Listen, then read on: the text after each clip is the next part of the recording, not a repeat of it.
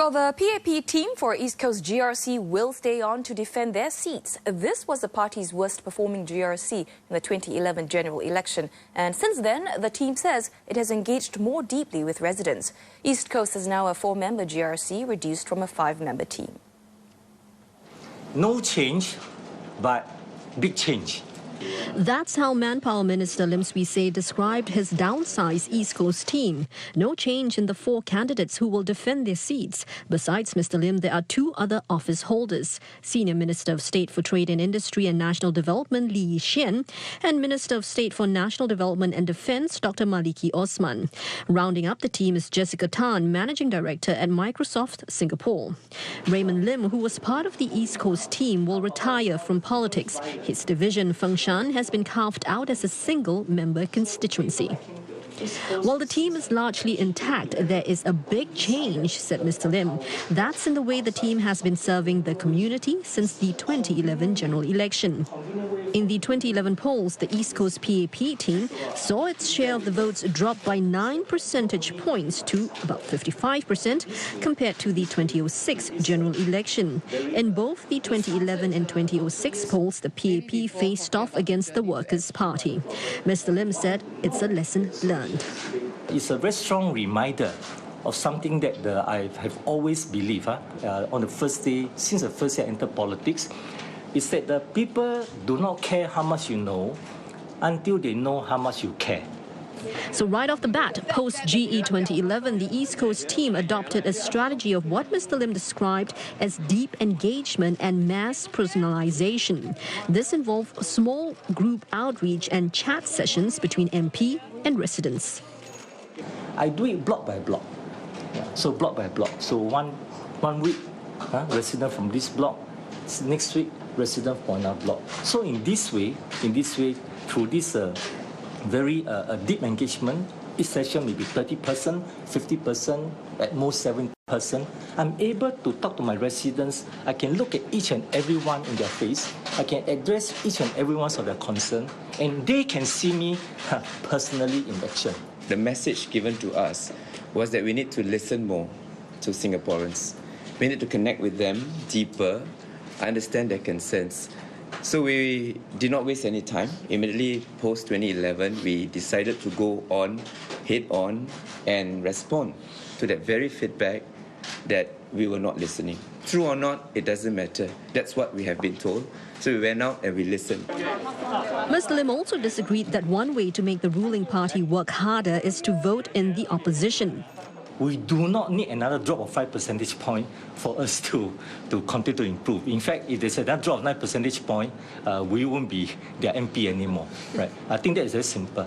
Right? I think my point is, look, our performance in G2011 is clear enough signal, clear enough message from the voters of Singapore to the PAP.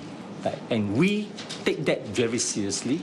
Mr. Lim did not want to comment on the Workers' Party's manifesto, only to say his team is always resident-centric. We're not here to try to outdo the opposition or out-debate the opposition, but basically what we're here is about now. Our job, our mission is to further the interests of Singaporeans, is to further the interests of residents here. Now, this is a team that's clear about what's at stake. One by one, the candidates spoke about their track record and what they would do if re-elected. Now, Mr. Lim said his team is in this election to win and that he's convinced that deep engagement and mass personalization is the right way to go. And fitting in that objective is the team's campaign slogan, "We care at East Coast together." Well, the Manpower Minister also says that the coming general election is especially important for Singapore because the country is in transition and policies must evolve to keep up. And that's why he's urging voters to pick a team who can lead Singapore forward. From an evolving workforce to new economic challenges and an aging population, the Manpower Minister said these are issues which preoccupy the country's leaders as the status quo is not sustainable. The way we grew our economy over the last 10 years and so, I think we all recognize that that is no longer sustainable. It was the right strategy for the last decade, but it would not be the right strategy for the next decade and beyond. Take the issue of foreign manpower. Mr. Lim said the early strategy of pushing for higher growth with a liberal intake of foreign manpower worked during periods of economic challenges such as after the September 11 terror attacks and the SARS outbreak in 2013. He said the gain then for Singapore's workforce was that layoffs were moderated and wages went up in real terms over the years. But the pain was that the ratio between local and foreign workers narrowed. So the government adjusted and committed to a policy of moderating the foreign workforce. But Mr. Lim said every new solution will create a new problem. The new challenge is that in most countries, Japan as an example, when your workforce growth slow down, their economic growth also slow down.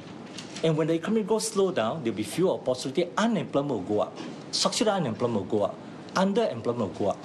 So basically, our new challenge now is how do we transform our economy towards what I call the lean enterprise economy, right? So that we can overcome this slowdown in the workforce through higher productivity, through faster pace of innovation. Yeah. So transition is not easy, but it must be done. And that is why for this elections, Mr. Lim said voters should consider the caliber of politicians they put in office.